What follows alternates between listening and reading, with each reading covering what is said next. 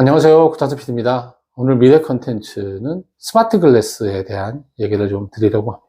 스마트 글래스, 이게 HMD의 일종이라고 볼 수도 있는데, 눈을 완전히 막는 이렇게 크게 생긴 VR 기기, XR 기기라고도 보통 부르죠. 이런 기기하고는 구별되게 진짜 안경처럼 보이는데 여러 가지 기능이 들어가 있는 거를 스마트 안경이라고 부르고 있습니다. 메타의 CEO인 저크버그가 얼마 전에 메타 퀘스트 3라는 제품을 발표를 했습니다. 메타는 그동안 VR 분야에 엄청난 투자를 해왔습니다. 사실 페이스북이 SNS 시장을 장악하고 있잖아요.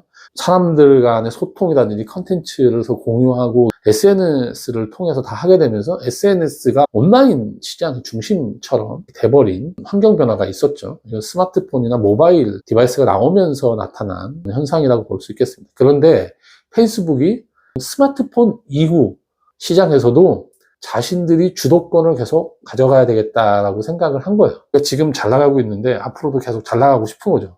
그래서 고민을 해봤는데 스마트폰 이후는 VR이다, 이런 결론을 메타의 CEO인 저크버그가 내린 겁니다. 그래서 VR에 엄청난 투자를 하면서 회사 이름을 페이스북에서 메타로 바꾸면서 우리는 메타버스에 집중하겠다, 미래는 메타버스야 라고 하면서 엄청난 자금을 투자를 했죠.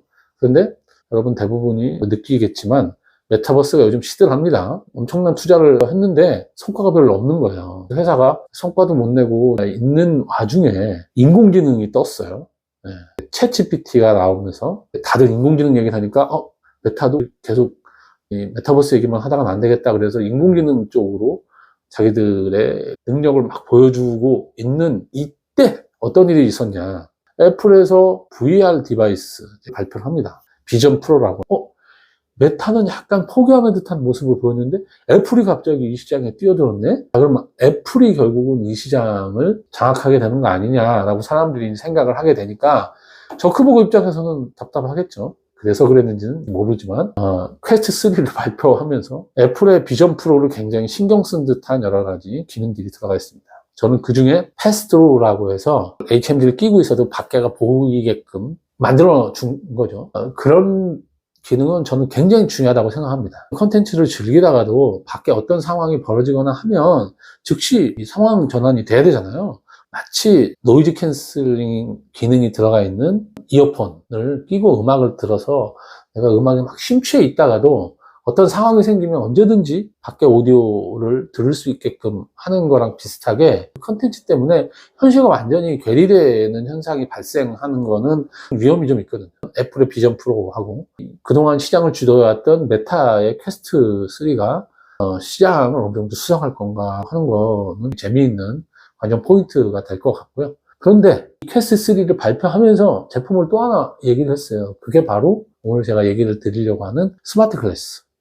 이 스마트 글래스는 레이벤이라고 하는 유명한 선글라스 회사하고 손을 잡고 만들었습니다. 그러다 보니까 일반 멋진 선글라스, 패션용 선글라스의 모습이에요. 근데 여기에 기능이 엄청난 게 들어가 있습니다. 카메라가 달려 있어요. 와이파이가 장착이 되어 있고, 그래서 이 카메라로 돌아다니면서 보이는 환경이나 이런 거를 인스타그램이나 페이스북으로 생중계할 수 있습니다. 이거는 첩보 영화에서 저희가 많이 봤잖아요. 이게 잘못하면 사생활 침해라든지 몰카마 이런 데 활용이 될 수 있잖아요. 그래서 촬영을 할 경우에는 여기서 램프가 깜빡깜빡하게 만들어 놨습니다. 찍고 있다는 걸 표시를 하겠다는 거죠. 몰래 찍는 걸 못하게 하겠다는 거예요. 이걸 이용하려고 하는 사람이 있을 것 같은데, 여기 약점이라고 얘기가 되고 있는 건 안경이라고 굉장히 작은 데다가 이걸 다 집어넣다 보니까 배터리에 문제가 있는 거죠. 4시간밖에 못 한다고 합니다. 그리고 안경칩이 굉장히 멋지게 생겼는데 저게 충전도 되는 거예요. 조금의 문제가 있긴 하지만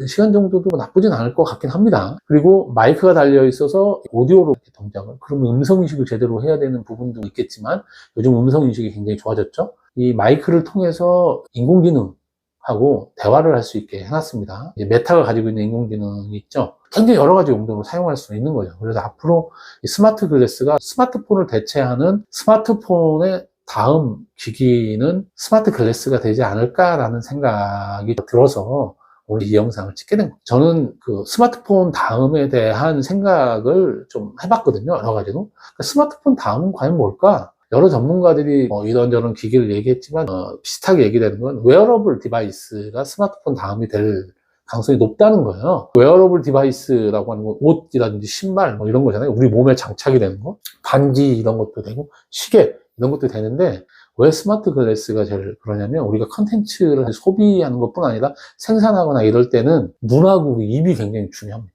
말을 해야 되고 눈을 봐야 되잖아요.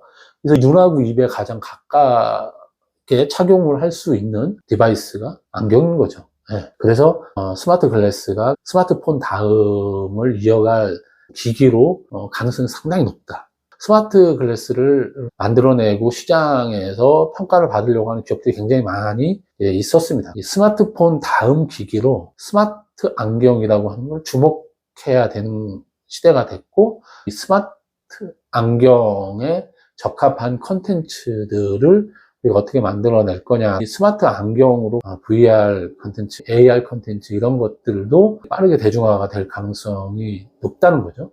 디바이스가 바뀌면서 컨텐츠가 바뀌고 컨텐츠 소비자들의 성향도 바뀌고 하는 것처럼 앞으로 스마트 글래스가 우리 컨텐츠 산업 전반을 크게 바꿀 만한 그런 디바이스로 역할을 하게 될 가능성이 굉장히 높다라는 생각이 들어서 오늘은 스마트 글래스에 대한 얘기를 해봤습니다.